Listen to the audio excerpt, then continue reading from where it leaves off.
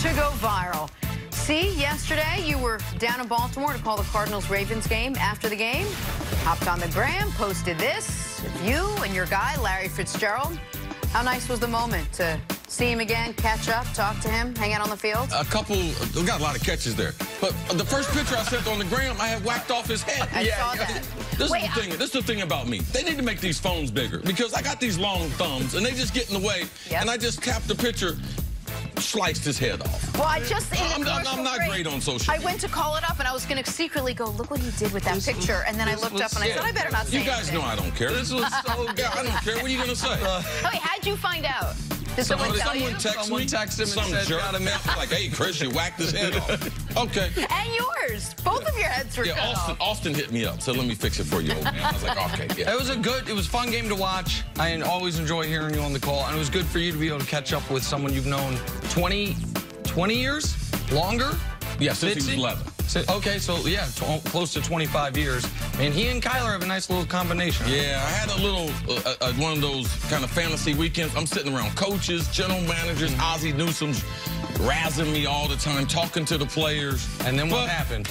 Monday morning, back here with me. Right back on the rock pile. You're right, though. A lot of catches between Didn't take y'all long this morning to let me know. Nah, this is not the football group I was hanging with this weekend. Time for stories to start your morning, she said quickly. Sponsored by Gillette Clear Gel. Drew Brees had to leave the Saints-Rams game after he hit his throwing hand on Aaron Donald's hand during a pass rush. The Saints quarterback will see a hand specialist in Los Angeles today. See, how devastating could this injury be for the Saints? Well, we haven't seen Drew Brees and Sean Payton not be together as far as Drew Brees being the quarterback. Sean Payton was absent when he got suspended, but this has been one of the greatest combinations that we've seen in NFL history. Why wouldn't there be some type of drop-off? He's the guy that's been in the system, the overall continuity. It's built for him. Now, I do believe they have one of the better backups. Them in Indianapolis before Luck with Jacoby Brissett, they had the best two backups in the league. I do believe Teddy will play better because Sean Payton has a whole week to game plan. Nick, you talked about Teddy hadn't played well in a while. Well, for one, he had a horrific, one of the worst knee injuries we've seen of any quarterback. And then we haven't seen a coach game plan Teddy's skills with the offensive skills going against that defense. And that's what we're going to have this week. And the Saints, over the next couple weeks, they're going to need Teddy to play at his best. At Seattle, home for Dallas the next two games. Without Drew Brees, they'll be underdogs in both of those games, I'd imagine. And your point on Teddy, yeah, the last time he was the starter going into a game was before the knee injury, so he hasn't had the week of prep. He's thrown less than 50 total passes since that knee injury. The Saints do, I agree they have a quality backup, but so much of what they do is predicated on Drew Brees being exceptional. If this is more than a couple-week injury, this is devastating, not just for their Super Bowl hopes, but for their playoff chances. All right, moving on to the Patriots and Dolphins. After much speculation about whether Antonio Brown would play yesterday, there he was, making his season debut. AB finishing with 4 catches for 56 yards and a touchdown. New England wins, I'd say pretty handily, 43-0. CeCe, how did AB look in his first game with the Pats? He looked pretty good. And I talked to someone really close to him and someone who's very familiar with the New England organization. We have to remember, he's not in shape. Remember when he burned his feet in the cryotherapy, he wasn't able to practice for a long time. So his weight's not where he wants to be, and he's not in that elite condition that we're used to seeing. They gave him a sample size of the playbook. He was only running a few routes. Ran a stop, ran a quick out, and ran a fade from the slot. Those are easy for Tom Brady. He runs a little shallow, a deep end there, too. So those are easy for Tom Brady to be able to time up. Everything is about him learning the offense, and they're trying to get him up to speed. But like I told you guys last week, if he's on New England's roster, they're going to use him.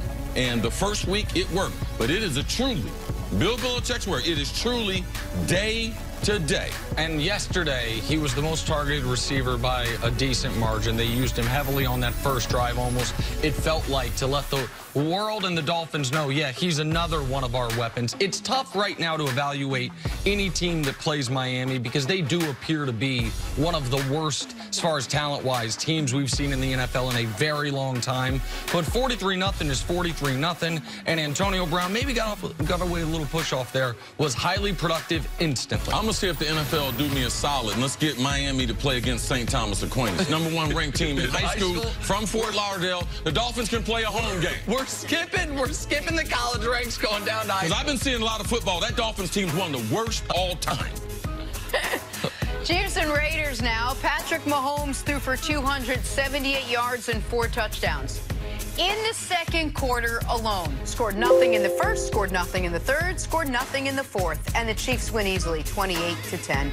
Nick, how impressive was that second quarter performance for Mahomes? I mean, statistically, it's as good as any quarterback has ever played in the history of the league. And they were down 10-0. The Raiders were playing well. The Raiders had a challenge to play they didn't get, and then all of a sudden, the floodgates opened. The 4 touchdown passes he threw in that quarter were 44, 42, 27, and 39 yards. And then much like week 1, the Chiefs had the game won at halftime and then essentially coasted on home. It was an absolute unbelievable explosion without Tyreek Hill. All of a sudden, Demarcus Robinson, 6 for $170 and a couple touchdowns. Chiefs coming up with new weapons each week. We need to talk about Andy Reid more, because if you look at the play design, I know Patty Mahomes is special. He's a combination between Dan Marino and Brett Favre. When I watched yesterday, those are the only guys that I've seen be able to get on those types of hot streaks and be able to vary how they're going to throw the ball. Let me go across my body, cross the field. Let me throw a laser low across the middle. Let me get one outside, put a little loft on it down the sideline to a running back or a tight end. I mean, he's exceptional throwing the ball. But Andy Reid puts them in tremendous position, not only from this is the fastest team I've ever seen in the NFL. We've had a lot of teams score points, but I've never seen one as fast as the Chiefs are and the number of guys they have that can run. So Andy Reid needs to get a lot of credit for what they're doing. All right, moving on. Cardinals and Ravens. CC calling the game for us on Fox. Lamar Jackson did not disappoint in his much-anticipated matchup with this year's first overall pick in Kyler Murray. Lamar finished 24 of 37. 272 yards and 2 touchdowns. He also added 120 rushing yards on 16 carries. Ravens get the win 23-17. They're now 2-0, undefeated on the year so far. CC, how good did Lamar look in person?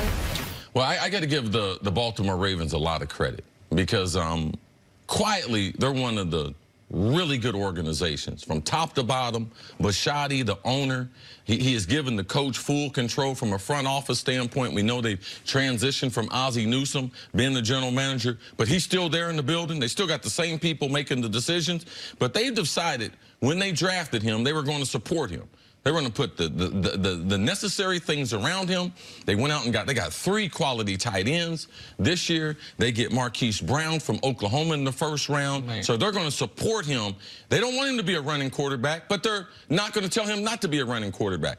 He has spent so much time this offseason working on his drops, working on his throws, trying to be more accurate. And you could see it in practice. You could see the overall confidence in him. I talked to him on Friday for a long time. Then I watched him practice on Friday and then met with him again yesterday before the game. He is a totally different player than he was last year. And really, the sky is the limit. Greg Roman, the offensive coordinator, he told me, because he's coached a couple dual-threat quarterbacks that people like to compare Lamar to, that being Tyrod Taylor and Colin Kaepernick. But it was fairly clear in his praise of Lamar that this kid is a lot better and has more throwing power than the rest of them. We know the other 2 can't run like him, but the throwing aspect of was a little shocking to me, and it's starting to play out in the game. If you put 8 in the box, they're going to throw the ball over your head. You play 0 coverage, they're going to throw it over your head. And if you crash your defensive ends to try to take away their running game, their physical attack, he's going to pull it out, and he's not afraid to run. So spectacular play by him. I was able to see it, but more importantly, being able to talk to him throughout the weekend, you can see he thinks like a quarterback. Even though his skill set's a little bit different, but he thinks just like a quarterback, and he wants to be a pocket passer and is committed to doing the things to make him one. I know you have to adjust for competition, and I know it's been 2 weeks. Through 2 weeks, he's been, so far this year, the best player in the league. Week 1, he did something that had only been done 3 other times in NFL history. Week 2, he did something, see, you know, there's one of my favorite terms, 1 of 1 NFL history. 250 passing, 120 rushing. Has never been done. The Ravens had 440 yards of offense. He had 390 of them. He was their offense. He was spectacular in all aspects. And I obviously didn't have the front row seat that Chris did, but from 1,000 miles away, or however long Baltimore is, I guess, well less than 1,000 miles, a couple hundred miles away, sitting on my couch in New York, you could say, the jump he has made, at least he appears to have made, from where he was as a passer. What do you mean appear? He played in 2 games. Why? What have you seen that you didn't believe in? No. All I just think 2 games into the season are 2. I'm not going to anoint anyone 2 games into the year. Man, they were inside the 5-yard line, backed up, first play, straight drop back. I couldn't believe they called the play, straight drop back, because that was last year. You know that's a run. It's either Lamar running or it's Gus, the running back, Gus Edwards running. Yes. They trust him, and they should. I mean, he appears to have skipped a couple steps from wherever he was at year 1, which, by the way, the numbers would say we maybe slightly underrated him as a passer, but he obviously had a long way to go as a passer. His most deadly weapon were his legs, and his legs opened up passing lanes. To right now, with him throwing the ball like this, he's incredibly difficult to defend. Because he's such a deadly runner, you have to dedicate one of your 11 defenders to worrying about him. Now, all of a sudden, you're playing shorthanded. And so I've been incredibly impressed. Mark Andrews is a guy I had no idea was going to explode like this. Oh, he's nice, man, from Oklahoma. Man, another guy from Oklahoma. And you mentioned Hollywood Brown. That Hollywood Brown is not yet up to full speed. No, he's practicing 1 day a week. Literally. Him and Lamar are not in sync because he's not practicing. Yep. On 3rd down with the game on the line, what do? They go to a rookie receiver with the 2nd-year quarterback, and it lets you know, outside of backing up in the end zone, I'm getting ready to throw the ball on 3rd and short to a rookie receiver. They got a lot of confidence in their quarterback. And the question was whether he could do it when all else failed. When everything was breaking down around him, would he stay? Would he have the wherewithal to make that his #1 option? And you saw yesterday he's actually starting. Most improved player in the NFL. All right, moving on to Dallas.